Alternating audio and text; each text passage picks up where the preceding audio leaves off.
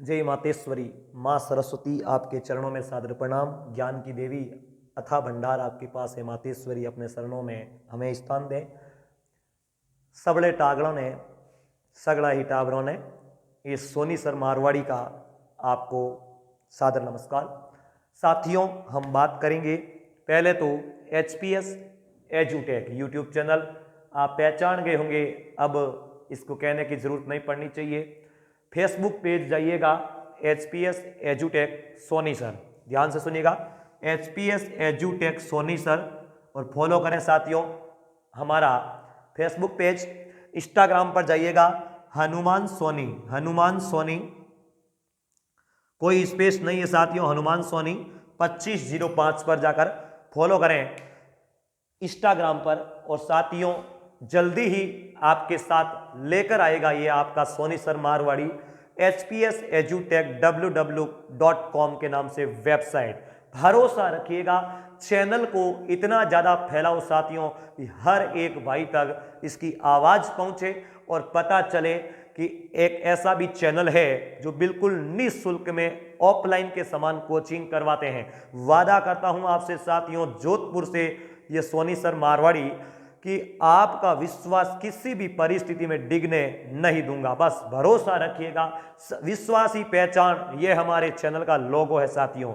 चलिएगा अब आज बात करेंगे साथियों, देखो हम इंडियन ज्योग्राफी पढ़ रहे थे और इंडियन ज्योग्राफी में भारत का भौगोलिक विभाजन हमारा टॉपिक खत्म हो चुका है, जिसमें हिमालय, उत्तर का विशाल मैदान, थार का मरुस्थल, तटीय व द्वीपीय प्रदेश और साथियों हमने प्रायद्वीपीय पठार देख चुके थे। आज मैं बात करूंगा भारत के प्रसिद्ध बंदरगाह। ध्यान से सुनिएगा, भारत के बंदरगाहों पर बात करेंगे। ऐसा क्यों साथियों, देखिए दोस्तों, परिवहन मुख्य रूप से 3 प्रकार का होता है ट्रांसपोर्ट। स्थलीय परिवहन, जिसमें आपने देखा होगा सड़क जो स्थल पर चलती है, सड़क परिवहन, रेल परिवहन और इसके अलावा पाइपलाइंस, ये स्थलीय परिवहन के अंदर आता है। उसके अलावा वायु परिवहन, जिसमें हेलीकॉप्टर्स, एयर इंडिया, हवाई जहाज वगैरह अपन देखते हैं। इसके अलावा हम जल परिवहन, जो सबसे सस्ता और सबसे ज्यादा उपयोगी भी है।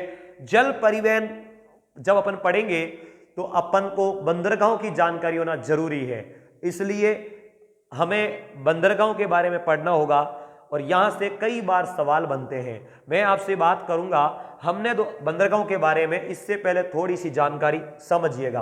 दोस्तों हमने भारत का तटीय प्रदेश पढ़ा था, जलीय सीमा वाला, क्योंकि बंदरगाह हमेशा जल में निर्मित होते हैं। तो भारत के 9 राज्य, जिनमें गुजरात से शुरू होता है साथियों और पश्चिमी बंगाल तक 9 राज्य है मेरे साथियों, जो जलीय सीमा पर स्थित है। एक बार वापस रिकॉल करवाता हूं, गुजरात, इसके नीचे महाराष्ट्र, फिर महाराष्ट्र के नीचे गोवा, कर्नाटक, केरल, समझ गए, फिर तमिलनाडु, आंध्र प्रदेश, उड़ीसा, पश्चिमी बंगाल। हो गए साथियों 9 राज्य। इन राज्यों पर, और वैसे केंद्र शासित प्रदेश भी है साथियों, लक्षद्वीप, दमन दीव और दादरा नगर हवेली, पांडिचेरी, अंडमान निकोबार। समझ में आ गई। लेकिन हम बंदरगाहों की बात करेंगे तो मुख्य रूप से बड़े बंदरगाहों की बात करेंगे। सुनिएगा साथियों, बंदरगाह तटीय सीमा पर स्थित है, जिनमें पश्चिमी तट वाले बंदरगाह अरब सागर, पूर्वी तट वाले बंदरगाह बंगाल की खाड़ी में है। एकमात्र अपवादित एकाध बंदरगाह है जो नदी के मुहाने पर स्थित है। पहली बात तो यह। दूसरी बात, बंदरगाह होती क्या चीज है साथियों, तो सुनिएगा, बंदरगाह जल परिवहन में साथियों जहाजों को रोकने का एक स्थान होता है, जिसे ही अपन बंदरगाह कहते हैं, अंग्रेजी में पोर्ट, इसी को पत्तन भी कहते हैं साथियों। इसी स्थान पर जहाजों को रोक करके माल को उतारा जा सकता है, उस पर लदाई ढुलाई की जा सकती है, चढ़ाया जा सकता है, ताकि आयात निर्यात कर सके। समझ में आ गई साथियों, सिंपल भाषा में समझिएगा। अब देखिए साथियों, अपन बात करें तो यह तो हुआ बंदरगाहों का अर्थ। अब देखो बंदरगाह किस मंत्रालय के, बंदरगाहों का रखरखाव कौन करेगा, बंदरगाहों का निर्माण कौन करेगा, इसके लिए भी दोस्तों एक अलग से प्रावधान है। तो ध्यान रखना, भारत में कानून बनाने की 3 सूचियां होती है, संघ सूची, राज्य सूची और समवर्ती सूची। तो समझिएगा, दोस्तों बंदरगाह दो प्रकार के होते हैं, एक तो बड़े बंदरगाह और एक छोटे या लघु बंदरगाह। ध्यान रखिएगा, छोटे या लघु बंदरगाह। बड़े बंदरगाह जो है साथियों, यह संघ सूची का विषय है। क्या है? संघ सूची का विषय है। और छोटे बंदरगाह जो है समवर्ती सूची का विषय है। ढंग से सुनना मेरे भाइयों, समवर्ती सूची का विषय है। संघ सूची यूनियन लिस्ट बड़े बंदरगाह। संघ सूची पर कानून बनाने का अधिकार किसको होता है साथियों? केंद्र सरकार को होता है। तो सिंपल सी बात है कि बड़े बंदरगाहों का निर्माण और रखरखाव का कार्य कौन करेगा? केंद्र सरकार करेगा। कंसेप्ट क्लियर हुआ? चलिए, लघु बंदरगाह या छोटे बंदरगाह समवर्ती सूची का विषय है। इसमें रखरखाव व निर्माण का कार्य केंद्र सरकार व राज्य सरकारें दोनों करती है। दोस्तों अगर अंतिम निर्णय पूछ लिया जाए तो इन लघु बंदरगाहों का भी केंद्र सरकार ही होगा, लेकिन ज्यादातर मामलों में लघु बंदरगाहों का जो निर्माण है राज्य सरकार ही करती है, रखरखाव का कार्य राज्य सरकार ही करती है। Concept clear? चलिए, अब भारत की बात करूं तो दोस्तों भारत में बड़े बंदरगाहों की संख्या टोटल दोस्तों 13 है। ध्यान रखना, भारत में बड़े बंदरगाहें 13 माने गए हैं, जबकि लगभग 200 बंदरगाह दोस्तों लघु बंदरगाह है। 200 के लगभग लघु बंदरगाह है और मेजर बंदरगाह 13 माने जाते हैं। पहली बात यह भी क्लियर। दूसरी बात साथियों, यह बंदरगाह रखरखाव निर्माण वगैरह केंद्र सरकार तो करती है, मान लिया, लेकिन यह बंदरगाह किस मंत्रालय के अधीन आते हैं? तो ध्यान रखना, बंदरगाह, पोत परिवहन, जलमार्ग, ये जलीय परिवहन वगैरह जो भी है साथियों, ये जलमार्ग व जहाजरानी मंत्रालय के अधीन आते हैं। ध्यान रखना मेरे साथियों, जलमार्ग व जहाजरानी मंत्रालय के अधीन आते हैं। तो कंसेप्ट क्लियर हो जाएगा, जलमार्ग व जहाजरानी मंत्रालय के अधीन आते हैं। दोस्तों जहाजों का रखरखाव या जहाजों का रखरखाव तथा जहाजों की मरम्मत का कार्य या निर्माण का कार्य, रखरखाव नहीं सॉरी, मरम्मत का कार्य व निर्माण का कार्य जहां पर किया जाता है उसे, उस जो वर्कशॉप होता है उस वर्कशॉप को शिपयार्ड कहते हैं। ढंग से समझना, मैं वापस बता रहा हूं आपको। देखो, जिस प्रकार साथियों गाड़ियों का मरम्मत कार्य होता है उसे वर्कशॉप कहते हैं, इसी प्रकार जहाजों का निर्माण कार्य या मरम्मत का कार्य जो होता है उसे शिपयार्ड कहते हैं। तो दोस्तों हिंदुस्तान शिपयार्ड हमारे भारत में प्रसिद्ध है। दूसरा, विशाखापट्टनम बंदरगाह में भी दोस्तों शिपयार्ड का निर्माण किया गया है। और सबसे प्रसिद्ध शिपयार्ड जो है कोचीन केरल में दोस्तों शिपयार्ड है, उसकी स्थापना 1972 में हुई थी। कोचीन शिपयार्ड वह भारत का सबसे बड़ा माना जाता है, तो इसकी भी आप जरूर ध्यान रखिएगा। कंसेप्ट क्लियर हो गया? चलिए, यह तो बातें थी सिंपल सी। अब साथियों अपन बात करेंगे, देखो पहले मैं आपको यह हम 13 बंदरगाहों के बारे में जानकारी प्राप्त करेंगे। तो सामान्य सी जानकारी मैं आपको पहले दे दूं। हम देखो पढ़ रहे थे, पहला राज्य था गुजरात। तो गुजरात में दोस्तों 13 बंदरगाहों की जानकारी दूंगा केवल, जिनमें पहला बंदरगाह देखना गुजरात में है कांडला बंदरगाह। कांडला बंदरगाह ये गुजरात में है साथियों, पूरा नाम नहीं लिखूंगा, सुन लेना। पहला राज्य गुजरात लगता है। भारत में सर्वाधिक जलीय सीमा वाला राज्य पूछ ले तो गुजरात है। यूनियन टेरिटोरीज यानी कि संघ शासित प्रदेश अंडमान निकोबार है, लेकिन राज्य गुजरात ही है साथियों, ध्यान रखना। गुजरात का प्रसिद्ध बंदरगाह है कांडला बंदरगाह। तो मैं आपके सामने बातें रख रहा हूं कांडला बंदरगाह के बारे में, आप नोट करते हुए चले। पहली बात, कांडला बंदरगाह भारत का एक जवारीय बंदरगाह है। क्या होता है साथियों? ये समुद्र, ये बंदरगाह देखो, ये समुद्र का, ये मान लो दोस्तों समुद्र है, तो इसमें ये जो पानी है दोस्तों, जब ज्वार आता है तो ये पानी का स्तर यहां था, इससे ऊपर उठ जाता है, इसलिए ये बंदरगाह काम करता है। जैसे ही दोस्तों भाटा आता है तो पानी नीचे चला जाता है, इसलिए बंदरगाह उपयोगी नहीं है। तो ज्वार आने पर ही पानी ऊपर आएगा, जल स्तर ऊपर उठेगा, तब ही ये उपयोगी होगा। इसलिए ये बंदरगाह क्या है? एक जवारीय बंदरगाह है। तो पहली लाइन तो आप ये ध्यान रखना, कांडला बंदरगाह भारत का एक जवारीय बंदरगाह है, एक प्राकृतिक बंदरगाह है। दोस्तों नेचुरल तरीके से बना हुआ जो बंदरगाह है वो प्राकृतिक होगा। हम खुद सरकार अपने द्वारा निर्माण करके जो बनाती तो उसे कृत्रिम कहते हैं, आर्टिफिशियल कहते हैं। यह प्राकृतिक है। पहली बात, जवारीय बंदरगाह है। कच्छ की खाड़ी अरब सागर में स्थित है। चौथी बात दोस्तों, यह भारत का सबसे व्यस्त बंदरगाह है। क्यों साथियों, सुनिएगा, भारत का सबसे व्यस्त बंदरगाह और भारत का आर्थिक दृष्टि से सबसे अमीर बंदरगाह है। ऐसा क्यों, सुनिएगा। गुजरात में दोस्तों दो खाड़ी क्षेत्र है, कच्छ की खाड़ी और खंबात की खाड़ी। यहां पर इन क्षेत्रों में दोस्तों पेट्रोलियम बहुत ज्यादा होता है। ध्यान रखना, यह पेट्रोलियम उत्पादक क्षेत्र है। दूसरी बात, यहां पर भारत की प्रसिद्ध रिफाइनरी जामनगर स्थित है, रिलायंस की साथियों। तो यह पेट्रोलियम उत्पादक, जो पेट्रोलियम उत्पादन जितना भी है, इसका सब निर्यात जो होता है साथियों विदेशों में, और आयात निर्यात जितना भी पेट्रोलियम उत्पादन जो होता है, यह साथियों कांडला बंदरगाह से होता है। इसलिए यह भारत का सबसे व्यस्त और सबसे अमीर बंदरगाह माना जाता है।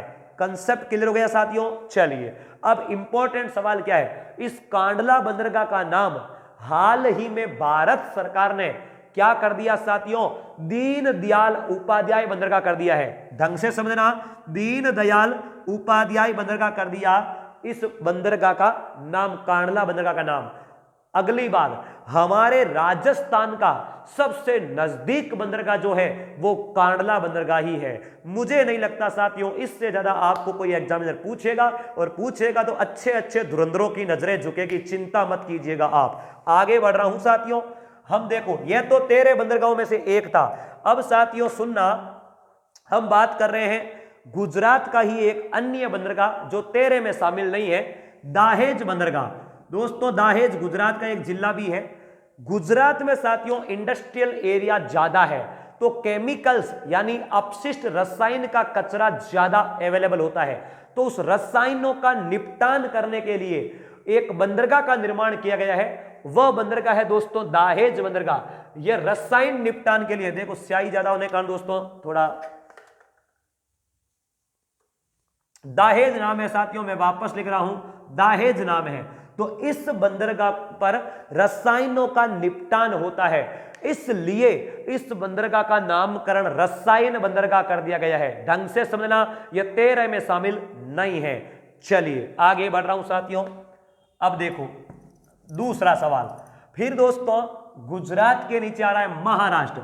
महाराष्ट्र में साथियों दो बंदरगाह है। पहला हो गया साथियों कांडला, दूसरा बंदरगाह और तीसरा बंदरगाह, यह दोनों महाराष्ट्र में है।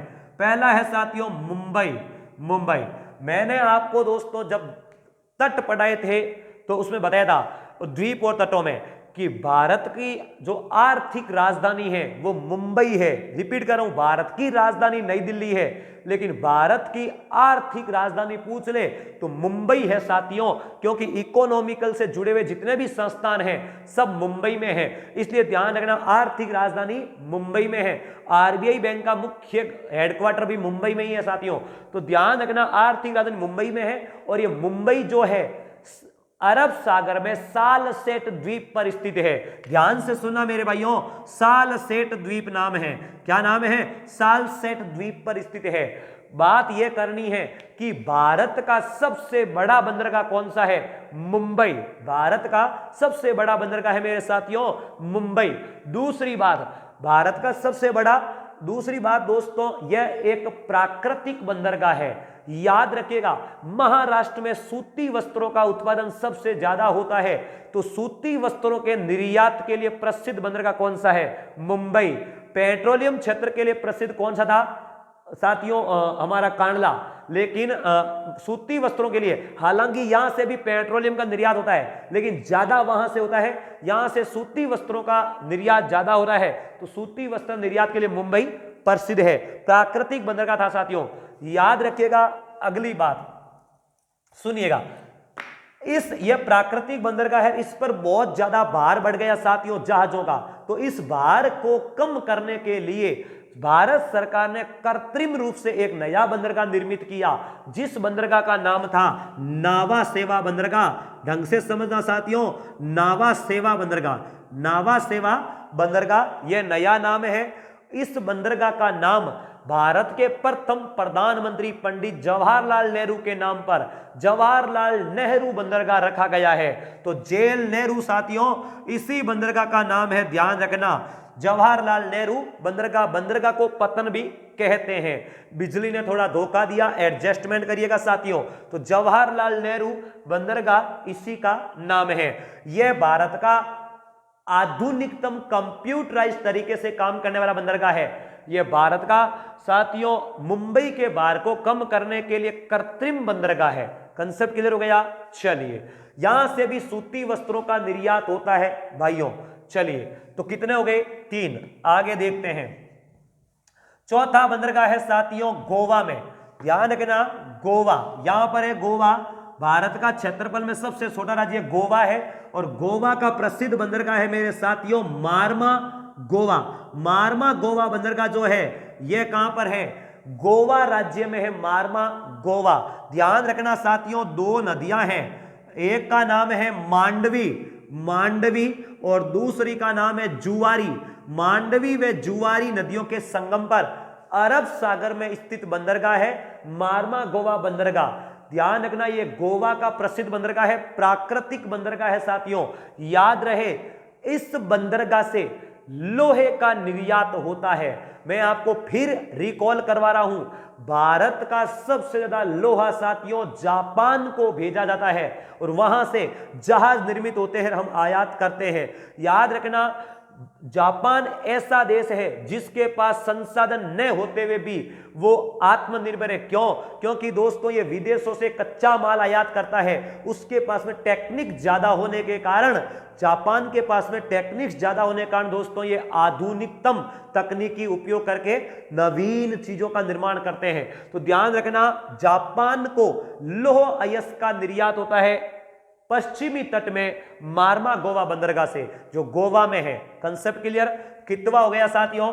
चौथा बंदरगाह हो चुका। चलिए, अब देखो कंटिन्यू राज्यों में पढ़ रहे हैं साथियों, आगे बढ़ रहे हैं। तो 5वां बंदरगाह अपन बात करेंगे साथियों कर्नाटक राज्य में। यहां पर है कर्नाटक राज्य और कर्नाटक में 5वां बंदरगाह है साथियों न्यू मंगलोर। ध्यान रखना, न्यू मंगलोर, न्यू मंगलोर, इसका नाम मंगलोरू हो गया साथियों। कहीं पर जैसे बेंगलोर की तरह बेंगलुरु, इसी प्रकार मंगलोरू कहते हैं। तो न्यू मंगलोर बंदरगाह है। ध्यान रखना, यह भी प्राकृतिक बंदरगाह है साथियों। कर्नाटक राज्य में लौह उत्पादन ज्यादा होता है। यहां पर विश्वेश्वरैया लौह का कारखाना लगाया गया है। विश्वेश्वरैया भारत के अर्थशास्त्री व बिजनेसमैन थे साथियों, उनके नाम पर है। याद रखना, कर्नाटक राज्य के शिमोगा जिले में 2 प्रसिद्ध लोहे की खानें हैं। मैं खानों की बात अलग कर रहा हूं, यहां पर सुनना, याद रखना, लगे हाथों। हासपेट वे बेल्लारी, हासपेट वे बेल्लारी दोस्तों खाने हैं। ध्यान रखना, बेल्लारी। इन खानों से निकलने वाला कच्चा संसाधन लोहा दोस्तों जापान को भेजा जाता है न्यू मंगलोर बंदरगाह से। तो 5वां बंदरगाह कौन सा गया? कर्नाटक में न्यू मंगलोर। चलिए आगे बढ़ रहे हैं साथियों। तो 6वां बंदरगाह, यह सब अरब सागर में है साथियों। 6वां बंदरगाह हमारे यहां पर आ रहा है केरल राज्य में। देखिएगा, यह भारत का चिल्ली की आकार का केरल राज्य है। केरल राज्य में साथियों जो बंदरगाह है उसका नाम है कोचीन बंदरगाह। ढंग से समझना साथियों, कोचीन बंदरगाह है, भारत का प्राकृतिक बंदरगाह है साथियों ये। ध्यान रखना, देखो भारत का सबसे बड़ा बंदरगाह पूछ ले तो मुंबई, दूसरा बड़ा बंदरगाह कांडला है दोस्तों गुजरात में। याद रखना, यह भारत का प्राचीन बंदरगाह है। केरल के मालाबार तट पर साथियों एक झील है वेम्बनाद झील, लेगून झील है, मैंने आपको बताई थी, नाम है वेम्बनाद। इस झील के किनारे स्थित है साथियों। आंधियां चल रही है और जो इस मौसम के कारण बिजली कट गई, तो अगर आपको थोड़ी तकलीफ हो तो मैं आपसे माफी चाहता हूं।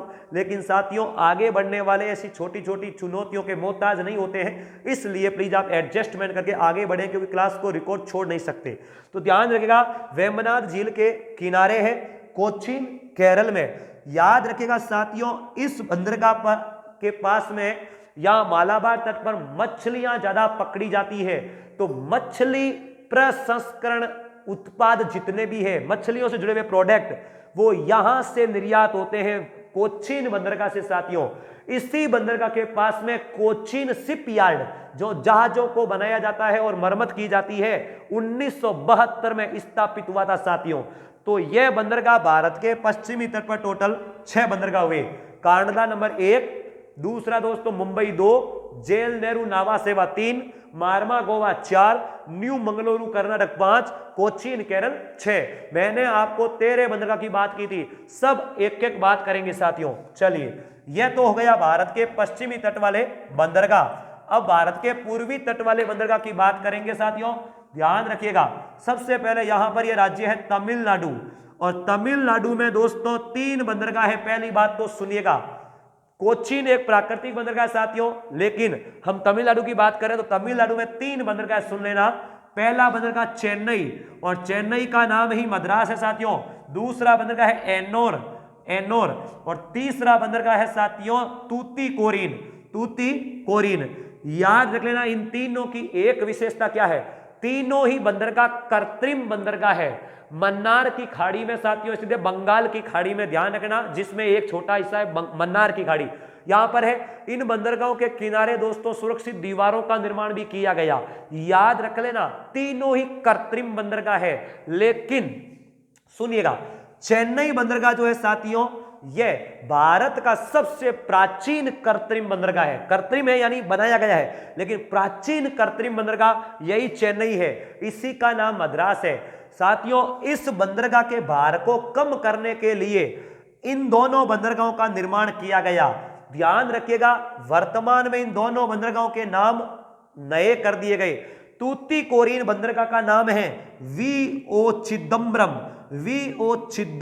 बंदरगाह है, वी.ओ. चिदम्बरम बंदरगाह है। और एन्नोर बंदरगाह का नामकरण साथियों के कामराज बंदरगाह कर दिया गया।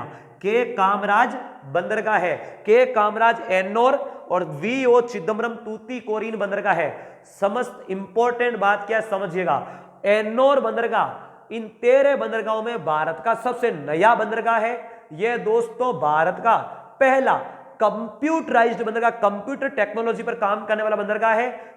कॉर्पोरेट यानी कि निगमित बंदरगाह है साथियों। आधुनिक सबसे बंदरगाह है, ध्यान रखना, एन्नोर बंदरगाह, एन्नोर, जिसका नाम के कामराज है। तो 6 और 3 कितने हुए साथियों, 9 बंदरगाह। तमिलनाडु में तीनों ही। Concept clear. चलिए आगे बढ़ रहा हूं, सुनिएगा।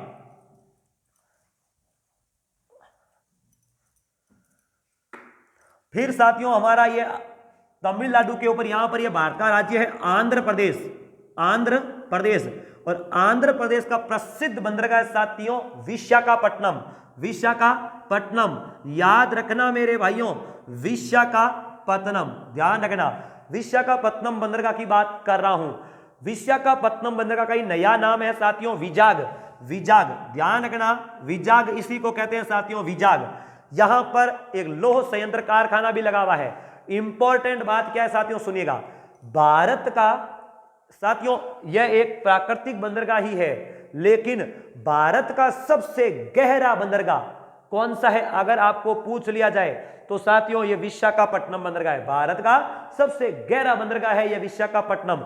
दूसरी बात दोस्तों, भारत के 2 बंदरगाह ऐसे हैं जो मुक्त व्यापार क्षेत्र में शामिल है। पहला कांडला बंदरगाह और दूसरा यही विशाखापट्टनम बंदरगाह। तीसरी बात, पूर्वी तट पर जितने भी लौह संयंत्रों का दोस्तों लोहा और स्टील व मैग्नीज का जो निर्यात होता है वो जापान को जाता है, और दोस्तों इन्हीं बंदरगाह से जाता है। विशाखापट्टनम से सर्वाधिक निर्यात होता है। चौथी बात, इसी बंदरगाह पर साथियों शिपयार्ड का निर्माण किया गया, जहां पर जहाजों का निर्माण और मरम्मत कार्य होता है। मैं उम्मीद करता हूं आपको समझ में आ गया होगा। चलिए आगे बढ़ रहा हूं, कितना हो गए साथियों, 10 बंदरगाह हो चुके। आगे देखते हैं। अब साथियों आंध्र प्रदेश से ऊपर है यहां पर उड़ीसा, और उड़ीसा राज्य में बंदरगाह है पारादीप। ध्यान रखना, पाराद्वीप बंदरगाह है साथियों, यह 11वां है। पाराद्वीप बंदरगाह से भी उड़ीसा में लोहा और मैग्नीज की सर्वाधिक खानें हैं, क्रोमियम निकल की साथियों। याद रखना, यहां से ये खनिज संसाधन भी जापान को भेजे जाते हैं। जापान को अन्य देशों को भी होता है, लेकिन सर्वाधिक दोस्तों जापान को ही होता है। यह भारत का दूसरा गहरा बंदरगाह है। पहला विशाखापट्टनम, दूसरा गहरा बंदरगाह साथियों। यह बंदरगाह उत्कल तट मैदान के पूर्वी किनारे पर स्थित है। उत्कल मैदान उड़ीसा में ही है साथियों। Concept clear. चलिए लास्ट एंड फाइनल हमारे भारत के 2 बंदरगाह बचे जो एक ही राज्य में है साथियों। सुनिएगा, यह है हमारे भारत का पश्चिमी बंगाल राज्य और पश्चिमी बंगाल में 2 बंदरगाह है साथियों। सुनिएगा, पहला बंदरगाह है कलकत्ता जो पश्चिमी बंगाल की राजधानी है। दूसरा बंदरगाह है साथियों हल्दिया। ढंग से समझना, दोनों पश्चिमी बंगाल में है। पहली बात, कलकत्ता जो बंदरगाह है साथियों यह भारत का एक जवारीय बंदरगाह है, यानी यह भी जवार आने पर ही उपयोगी है। दूसरा दोस्तों, यह भारत का पूर्वी तट पर सबसे प्रसिद्ध बंदरगाह माना जाता है कलकत्ता बंदरगाह। याद रहे, भगवान की कृपा से बिजली आई साथियों। कलकत्ता बंदरगाह जो है यह यहां से साथियों बांग्लादेश को भी आयात निर्यात का कार्य होता है। नेपाल भूटान के लिए भी साथियों इस देश बंदरगाह से कार्य किया जाता है। लेकिन ध्यान रहे, ज्यादातर इन बंदरगाहों से साथियों जापान के आसपास के जो देश है यहां से निर्यात होता है। साथियों एक बात मैं बताना भूल गया, जो ये भारत का सबसे आधुनिकतम बंदरगाह था एनोर, इस बंदरगाह का निर्माण एशियन डेवलपमेंट बैंक, जिन्हें एडीबी कहते हैं, एशियाई विकास बैंक, जिनका मुख्यालय फिलीपींस की राजधानी मनीला में है, उसके द्वारा निर्मित, उसके सहयोग से निर्मित हुआ है। कलकत्ता बंदरगाह का भार कम करने के लिए दोस्तों ध्यान रखना, कलकत्ता बंदरगाह का नया नाम कर दिया गया श्यामा प्रसाद मुखर्जी। श्यामा प्रसाद मुखर्जी जो है यह कलकत्ता बंदरगाह का नया नाम कर दिया गया है। इसके भार को कम करने के लिए साथियों एक बंदरगाह नया निर्माण किया गया हल्दिया। यह बंदरगाह साथियों कलकत्ता के पास में ही पश्चिमी बंगाल में गंगा की सहायक नदी है हुगली। अगर आपने ढंग से कहीं ज्योग्राफी या हिस्ट्री पढ़ी हो तो कलकत्ता में हावड़ा वेंटिलेटर ब्रिज का नाम सुना होगा। साथियों हावड़ा ब्रिज इसी हुगली नदी पर है और हुगली नदी के मुंह आने पर यह हल्दिया बंदरगाह निर्मित किया गया। भारत का एकमात्र बंदरगाह है साथियों जो एक नदी के मुंह आने पर स्थित है, हल्दिया। तो ये हमारे प्रसिद्ध 13 बंदरगाह हुए साथियों। इनमें एक और बंदरगाह है जो प्रसिद्ध है, मैं आपको बता रहा हूं, अंडमान निकोबार में 4 अंडमान और 2 निकोबार के द्वीप है। दक्षिणी अंडमान साथियों जो ये है, ध्यान रखना, दक्षिणी अंडमान, इस दक्षिणी अंडमान पर अंडमान निकोबार की राजधानी है पोर्ट ब्लेयर, और पोर्ट ब्लेयर एक प्रसिद्ध बंदरगाह भी है साथियों। पोर्ट ब्लेयर भारत का एक प्रसिद्ध बंदरगाह भी है, लेकिन क्षेत्रफल में सबसे छोटा बंदरगाह माना जाता है। उम्मीद करता हूं आपको समझ में आया होगा साथियों। ये भारत के प्रसिद्ध बंदरगाह थे। हर एग्जाम में आपको 1-2 सवाल यहां से मिल जाता होगा। ईमानदारी के साथ मेहनत कीजिएगा, अपने सपने को साकार करें। और एक साथियों, मेरा इस सपने को पूरा करने में भी आपका सहयोग चाहिए। ज़्यादा से ज़्यादा इस चैनल को शेयर करें, सब्सक्राइब करें और इतना फैलाएं इस चैनल को कि हर भाई बहन तक पहुंच सके जिनको इन ऑफलाइन जैसी कोचिंग की जरूरत है। Thank you very much. Good night.